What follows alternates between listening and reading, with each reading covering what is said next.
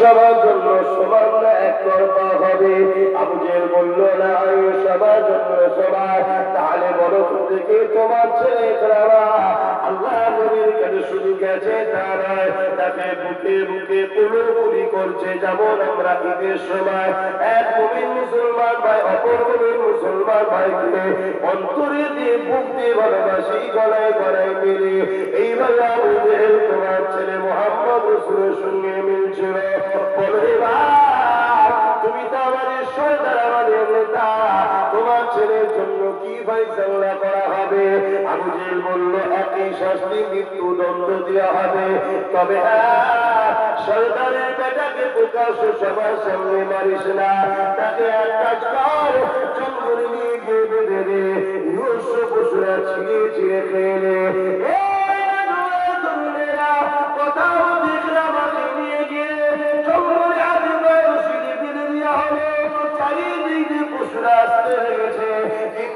আমাকে খাবার জন্য আসছিল, ইকরামা দেখছে আমাকে কেউ খাচ্ছে না, আমাকে ঘিরে আবার মুখে দিয়ে তাকিয়ে রয়েছে।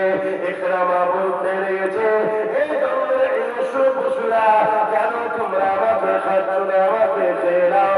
তাদের মধ্যে থেকে আল্লাহ আমার একটা পশুর জবাবকে খুলে দিলে আল্লাহর ক্ষমতা আছে না নাই? চলে বলে আছে না নাই? ওই পশুর জবাব থেকে মানুষের কথা বলতে লেগেছে। ইকরামাকে বলতে লেগেছে, অবশ্যই তোমাকে খেয়ে ফেলতাম, কারণ মানুষের গোশত বড় সুস্বাদু আমাদের জন্য, কিন্তু ইকরামা তোমাকে খেতে পারবো না, তোমাকে খাবার বিষয় হয়ে গেছে, কেন খেতে পারবে না?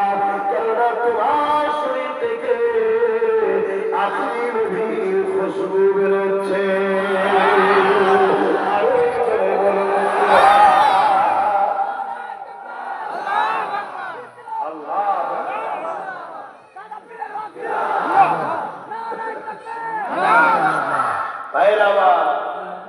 বুঝতে হবে ইকরামা ঈমান আনেনি, হুজুরকে দেখে দিওয়ানা হয়ে গেছে।